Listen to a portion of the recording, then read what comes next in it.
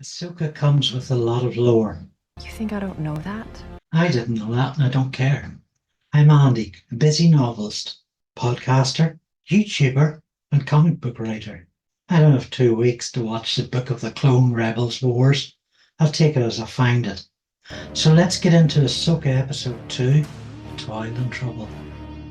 We start more or less in a recap scene between Peppermint Pikachu and Red Punker. You don't understand. I unlocked it. Yellow, dodger bow, disable, stab ignition. Delete, delete, delete. We get a shot of the ice cream wafer ship. Goliath and Snow White are hanging out around Stonehenge. We have located the reflex point on Cetos. Oh, I know that. It's bordering on Land Place. Meanwhile, AHSOKA is at the lighthouse with Blurble, who'll not been fed in a while, I'm sure.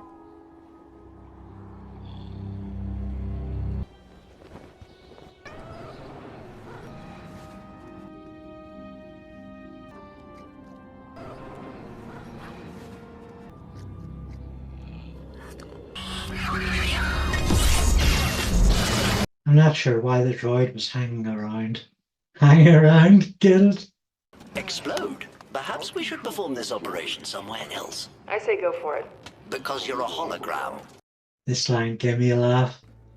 Sabine's guerrilla army type hacking riff sets a new low bar for phone-in storytelling, which probably wouldn't fool a 6-year-old. Disable. Yellow, dodger bow. This droid came here from Corellia. How did she glean that data? I can see the drinkers among you have set up a game. Meanwhile, the Game of Thrones reunion party is off to a slow start, but the holographic light show is already in there. This is our galaxy. Their expressions here give an idea of the seismic shift of this in teaching tools. No PowerPoint has come close. Tony Stark can suck eggs. Elon Musk is a little poopy pants baby who can't get over his ex-girlfriend. Pathway to Peridia. I might have a copy of that somewhere. Oh, here it is. The Eye of Sion is on its way here. And Bob Marley is bringing the lion just as soon as the zoo signs off on it. The women with pigtails made out of real pigs harass Armando Iannucci into a tour of the dockyard, and he gives a good pot of history of post-trilogy economic tribunals from a working-class perspective. There are parallels made with Operation Paperclip when, at the end of World War II, prominent Nazi developers were relocated in service of the United States and other Allied countries. I get to learn Morgan was an arms manufacturer, just like Marilyn Hewson, James Tastelett, Gregory Hayes, Christopher Callio, Dave Calhoun, Susan Doniz, Kathy Orden, Dave Kether, etc. The conversation about regime change and not change makes for a great hook in its overlap with realism. And it dovetails nicely with the Jolly Green General's advocacy for Sabine, which in itself is advocacy for AHSOKA. Oh, it's a little prick. Blast. We get more exposition clarifying Sabine is not well, but it's already evident she's a sicko. Natasha Lou Bordizzo hasn't a script to endear her character and seems petulant with digging a deeper hole. Teen Drama herself is up and about. Tenant Bot points out how Sabine's lightsaber is hers because of the modifications she made. This is the second episode where the character's spoken on the theme of the replacement parts and authenticity. It's a reference to the ship of Theseus, the philosophical question it asks, if an item is replaced with new parts many times, is it still the same thing? I have known many Padawans over the centuries, and I can safely say your aptitude for the Force would fall short of them all. And you smell. Minimum volume. Yellow, dodger bow. I'm seeing the theme too of an apprentice who didn't complete training because of their master. It's the show's recurring motif. Though when it comes to the teenage bitch, I don't blame AHSOKA. Back to Min Weaver's yard. Weaver is less a working man than a manager with politician skills. As soon as he says the document needs authorization to be declassified, it's fairly predictable he's a naughty badden and will come to no good.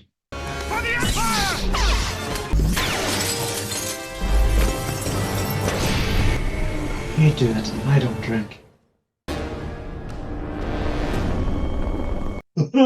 That must be a Jedi Knight. Get it? Everyone's got a lightsaber in this. It's almost as if they sell them in shops.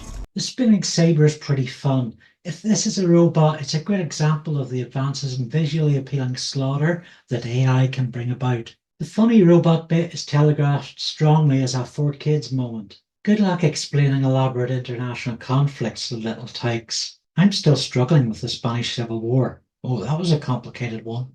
Of the three spotlight characters, Cinderella is easily the most tolerable, so I'm glad we get to spend more time with actress Mary Elizabeth Winstead, who's allowed to give an upbeat performance.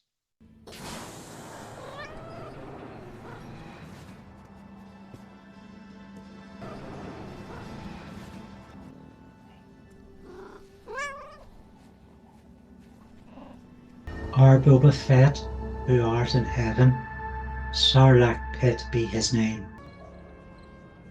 Take a drink every time AHSOKA stares into the middle distance and says nothing. See? It's piloting me to drink. So this isn't union busting? Oh, okay. Ah, I miss the old days when we were animated. Meanwhile, in the bowels of Unicron, Balin Epicbeard is doing his seer act. I'd forgotten the Jedi and Sith could do this. Kudos that it's not a whites of the eyes thing, but it could deserve an updating. It looks like a slow blink. Toil and Trouble was a slight improvement on episode 1. The dockyard scenes and Syndulla make for a warmer accessibility, but still much of it feels empty, amplified by the use of large empty backgrounds. Doctor Who has suffered the same problem. Let's hope CTOS isn't the virtual C. I could give a toss. If you enjoyed this video, PLCS, please like, comment, and subscribe. There's other ways you can support the channel if you want to go further.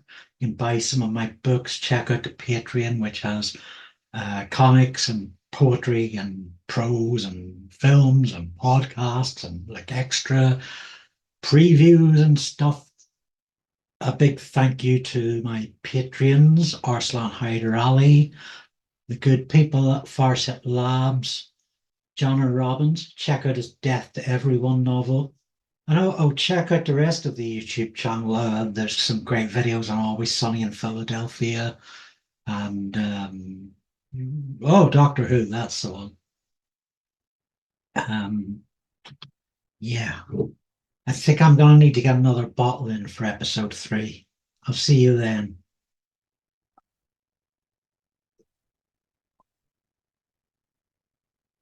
Ah.